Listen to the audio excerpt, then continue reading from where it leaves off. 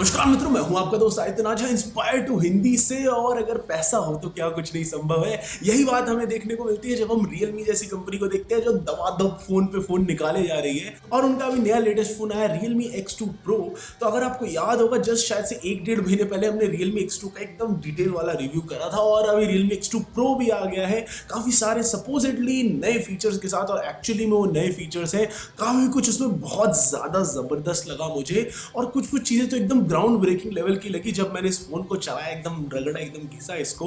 और हमारे पास इसका मास्टर एडिशन भी था जिसको देख के तो जिंदगी का मजा आ गया। तो वो एडिशन बाद में आएगा। और इसके अलावा ये जो फोन है काफी सही प्राइस फोन है। इसमें क्या अच्छा है, क्या बुरा है, क्या ये फोन लेने लायक है कि नहीं, आज की इस वीडियो में आपको बताऊंगा। तो अंत तक टिके रहिए और सब्सक्राइब करना मत भूलिएगा, क्योंकि सब्सक्राइब करने से पुण्य मिलता है।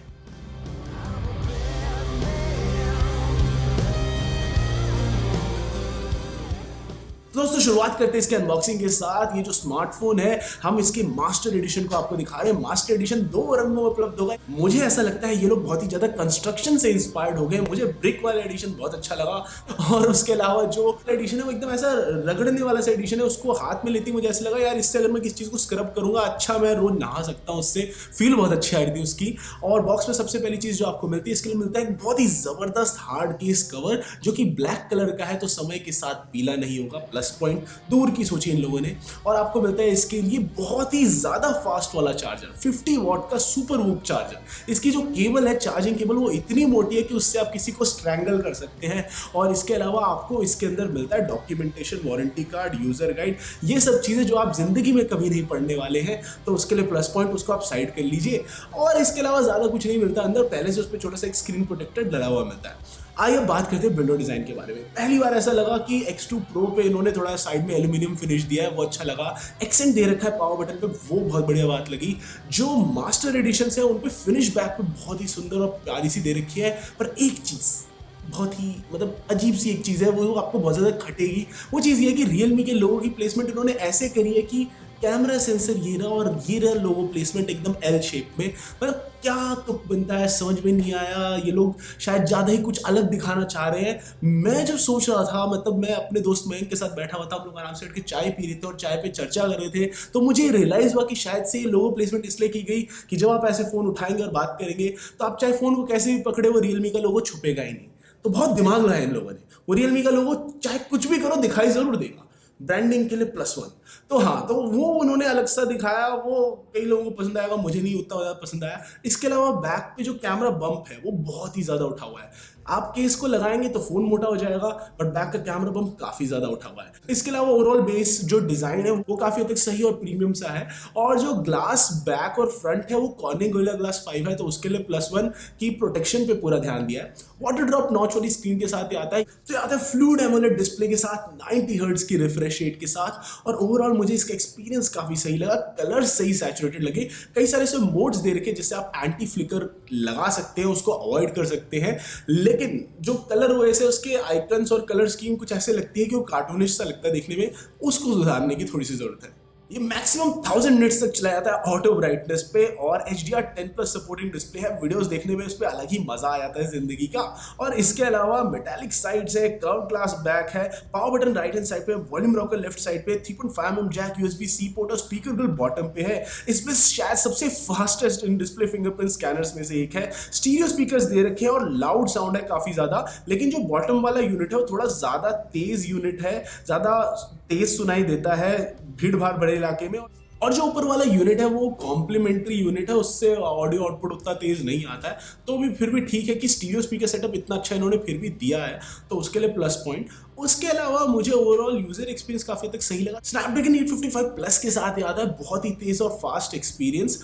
सिर्फ कलर ओएस का एक्सपीरियंस ऐसा है जो थोड़ा सा अजीब सा लगता है, पर उसके अलावा अगर आप normal day to day performance देखेंगे बहुत ही फास्ट फोन मुझे लगा। और ये 8GB रैम से अपना फोन शुरू कर रहे हैं, वो एक बहुत ही जबरदस्त इसका मुझे प्लस पॉइंट लगा कि इन्होंने सीधे ही बढ़िया एकदम 8/128 से ही बेस वेरिएंट शुरू करा है और उससे कम जाने की कोई नौबत ही नहीं करी। तो वो इसका एक प्लस पॉइंट है कि इन्होंने बढ़िया एक ऑप्शन दिया है आपको सही प्राइस पॉइंट पे। ओवरऑल डिस्प्ले मुझे काफ़ी हद तक सही लगा। इसमें ज़्यादा कलर शिफ्ट वगैरह नहीं दिखाई दिया मुझे, वो एक सही प्लस पॉइंट है, वरना रियलमी की कुछ डिवाइसेस में मैंने वो इशू देखा था। बैटरी की बात करते हैं, 4000 mAh बैटरी के साथ ही आता है और इसका जो चार्जर है वो एकदम ही चमत्कारी लेवल का है। जो 50 वॉट का चार्जर है, मेरे पास टाइम कम था जब मैं टेस्ट कर रहा था और लगाया हमने, फ़ोन की बैटरी एकदम 2% पहुंच गई थी। लगाया, बैठे एकदम चाय पे चर्चा करने के लिए, जैसे आपको पहले बताया था। लगाया उसमें चार्जर को, और चार्ज इतनी तेजी से वो एनिमेशन दिखाता है कि रियल टाइम में वो दिखाता है कि लो भैया 50%, 50.9%, 50.8%, ऐसे वो बढ़ाते हुए दिखाता है और वो इतनी तेजी से एनिमेशन दिखाता है, मजा आता है देख के। ऐसा लगता है कि भाई चार्ज नहीं हो रहा है, कुछ चमत्कार कर रहा है फोन के साथ। वो बहुत सही लगा, मतलब ऑलमोस्ट आधे घंटे के अंदर 0 से 100% चार्जिंग की कैपेसिटी है उसमें, वो बहुत ही ज़्यादा सही है। लॉन्ग टर्म में बैटरी पे नुकसान हो सकता है, बट यार आज की डेट में 1.5 से 2 साल से ज़्यादा कौन फ़ोन चलाता है, तो ठीक है, बढ़िया है कि यार आपकी रियल वर्ल्ड में उतनी वो टाइम और एफिशिएंसी बचेगी कि आप अपने फ़ोन को इतनी तेज़ी से चार्ज कर पाएंगे। इसके लिए अपडेट अगले साल ही आएगा ColorOS 7 का, वो जो टाइमलाइन थी उसमें बहुत आगे इसका टाइम जो है, फरवरी में कह रहे हैं आएगा शायद से।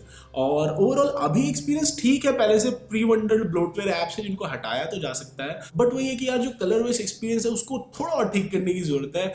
मुझे ऑक्सीजन OS या MIUI वगैरह ज़्यादा रिफाइंड लगते हैं ColorOS से normal day to day usage में, तो वो एक चीज़ यहाँ पे मुझे कम लगी। इशू क्या लगा? इशू ये लगा इसमें एप्टेक्स HD ऑडियो का सपोर्ट नहीं है।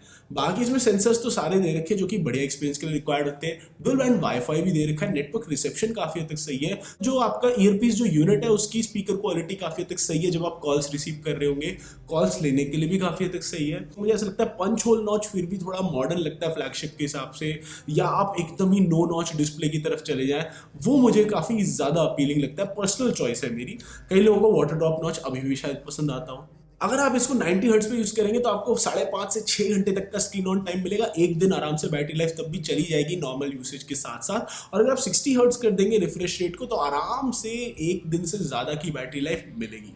आइए अब बात करते हैं इसके कैमरा के बारे में, जो कि काफ़ी हाइप चीज़ है इसकी। तो इसमें बैक पे 64 मेगापिक्सल का प्राइमरी कैमरा सेंसर दे रखा है और उसके लिए एक स्पेशली डेडिकेटेड 64 MP मोड भी दे रखा है। और अगर मैं सेंसर्स की बात करूँ तो आता है एक 13 मेगापिक्सल के f2.5 टेलीफोटो सेंसर के साथ, 8 मेगापिक्सल के f2.2 अल्ट्रा वाइड सेंसर के साथ और 2 मेगापिक्सल के डेप्थ सेंसर के साथ। अब अगर मैं इमेजेस की बात करूँ तो यार कलर एक्यूरेसी को काफ़ी ज़्यादा वर्क की जरूरत है। कई बार इमेजेस ओवर सैचुरेटेड आ रहे थे, और इसके अलावा 64 MP मोड में शार्पनेस और डिटेल्स तो यार बहुत ही जबरदस्त है। सेल्फीज भी इसमें काफी हद तक सही आ रही थी। इसमें जो सेल्फी कैमरा दे रखा है 16 मेगापिक्सल का सेल्फी कैमरा दे रखा है और इसमें 20x तक हाइब्रिड जूम सपोर्टेड है। पोर्ट्रेट्स जो थे वो सही थे, बट वो भी यार ओवर सैचुरेशन वाली इशू से सफर कर रहे थे। असली चीज है जी कैम सपोर्ट, तो यार इस पे जी कैम चल जाएगा, कैम टू पे का सपोर्ट है। जी कैम के साथ इमेजेस काफी सही आ रही थी और वो इमेजेस जो थी उनको देख के लग रहा था हाँ यार फ्लैगशिप लेवल का फोन है। बट जो नॉर्मल कैमरा से इमेजेस आ रही थी वो यार मुझे ऐसा लगता है एल्गोरिथम में फिक्सेस की बहुत ज्यादा जरूरत है। जो क्रोमा बूस्ट वगैरह है वो एकदम ही अननेचुरल लेवल पे ले जा रहे हैं कलर्स को, तो यार वो सब थोड़ा सा फिक्स कर लो यार। थोड़ा बहुत पंची चलता है, बट यार ऐसा नहीं कि घर से बाहर पहुंचा दो, ऑरेंज को पिंक कर दो, वो वाला सीन मत करने का। तो वो मेरे को थोड़ा अजीब लगा। वीडियोस के मामले में एकदम प्रोफेशनल लेवल का फोन लगा मुझे। 4K 60 FPS से शूट करता है स्टेबलाइजेशन के साथ, वो बहुत ही जेन्युइन लगा मुझे। और आप वीडियो शूट करते वक्त अल्ट्रा वाइड, नॉर्मल और टेलीफोटो के बीच में भी स्विच मार सकते हैं बिना वीडियो के रुके, वो एक बहुत ही बड़ा प्लस पॉइंट लगा मुझे इस फोन का। फ्रंट कैमरा भी काफी हद तक सही 1080p वीडियोस रिकॉर्ड करता है, बट उसमें डायनामिक रेंज की थोड़ी सी कमी दिखाई दी, कंसिडरिंग द फैक्ट कि ये फ्लैगशिप फोन है। स्लो मोशन वीडियोस 960 FPS तक पॉसिबल है, बट मैं कहूंगा कि यार 240 FPS तक सही क्लीन रिजल्ट देता है। उतना हाई जाते जाते थोड़ी सी रिजल्ट जो है वो डाउन हो जाते हैं। अभी के लिए इसमें वाइड एंगल लेवल का सपोर्ट नहीं आया, HDR कंटेंट नहीं चलेगा नेटफ्लिक्स पे, Amazon प्राइम पे। हो सकता है भविष्य में OTA के साथ जल्दी ये फिक्स हो जाए। ये एक ऐसी चीज़ है मैं इसको फिक्स होते हुए जल्द से जल्द देखना चाहता हूँ। गेमिंग की बात की जाए तो सारी गेम्स इस पे एकदम मस्त हाईएस्ट सेटिंग्स पे चलती हैं। चाहे आप PUBG ले लो, चाहे आप कॉल ऑफ ड्यूटी ले लो, GTA San Andreas ले लो, कुछ भी ले लो, सब कुछ मस्त एकदम मक्खन की तरह चल रहा था। एक्सपीरियंस काफ़ी ज़बरदस्त लगा मुझे, और मुझे पर्सनली ऐसा लगा गेमिंग के लिए बहुत सही स्मार्टफोन है ये। बट ऐसा नहीं है कि गर्म नहीं होता, लॉन्ग टर्म तक गेमिंग करेंगे तो थोड़ा सा ऊपर से गर्म हो रहा था, और CPU टेम्परेचर 50 डिग्री तक जा रहा था और सरफेस का टेम्परेचर 38 डिग्रीज तक जा रहा था। इसमें कोई माइक्रो एसडी कार्ड स्लॉट नहीं है, कैमरा अभी भी कलर्स जो नेचुरल है वो नहीं उठा रहा। उसके अलावा स्टोरेज काफी हद तक फास्ट है, यूएफएस 3.0 स्टोरेज है। 30,000 के प्राइस पॉइंट पे शायद से सबसे सही फोन्स में से एक लग रहा है अभी के लिए मुझे। और महंगा वाला जो इसका वर्जन है वहां तक पहुंचते पहुंचते OnePlus 70 से इसको कंपेयर करना पड़ जाता है, जो मैं नहीं करना चाहता आज की डेट में। ओवरऑल मुझे ये स्मार्टफोन अभी काफी हद तक सही लग रहा है। अगर आप एक ऐसे व्यक्ति हैं जो कि अभी बस मतलब जा रहे हैं मार्केट में 30,000 तक शायद से सबसे बेस्ट परफॉर्मिंग फोन लेना है, तो शायद से ये हो सकता है वो फोन। बैटरी चार्जिंग एक्सपीरियंस का बहुत मस्त है, कैमरा जी कैम डाल के काफी बढ़िया हो जाता है। उसके अलावा मुझे ऐसा लगा कि परफॉर्मेंस के मामले में काफी हद तक जेन्युइन फोन है। कलर ओएस का एक्सपीरियंस हो सकता है कलर ओएस 7 आती बहुत ज्यादा ही ड्रास्टिकली इंप्रूव हो जाए, तो वो भी एक ऐसी चीज है जो कि भविष्य में इंप्रूव हो जाएगी। मुझे ऐसा लगता है कि ये फोन काफी हद तक अभी सही फोन है, but at the end of the day ये आपका डिसीजन है कि आपको क्या लेना है। हो सकता है अभी जल्द ही अगले आने वाले 1-2 महीने में और भी कई सारे अन्य फोन्स आने वाले हो जो इसको काफी ज्यादा टक्कर दे। तो अगर आप वेट करने वाले व्यक्ति हैं तो वेट भी कर सकते हैं, अन्यथा अभी तो मतलब ये फ़ोन काफ़ी सही है इस प्राइस ब्रैकेट पे। अपनी इसकी भी छोटी मोटी दिक्कतें हैं, परफेक्ट तो ये भी नहीं है। एप्टेक्स एचडी ऑडियो सपोर्ट इसमें नहीं है, वाइड बैन L1 का सपोर्ट नहीं है अभी इसमें, और भी कहीं ना कहीं कुछ ना कुछ छोटी मोटी दिक्कतें मुझे लगी। तो वही है कि आपको डिसाइड करना है कि क्या लेना है। मुझे पर्सनली अभी काफ़ी हद तक सही फ़ोन लगा है। तो दोस्तों इस वीडियो के लिए इतना ही। अगर आपको वीडियो पसंद है इसको लाइक करें, शेयर करें, इंस्पायर टू हिंदी को सब्सक्राइब करें, नीचे कोने में कुछ छोटी सी प्यारी सी घंटी दे रखी उसको श्रद्धालुओं के बजा दीजिए, और हमेशा की तरह सतत निरंतर आगे बढ़ने के लिए प्रेरित रहिए।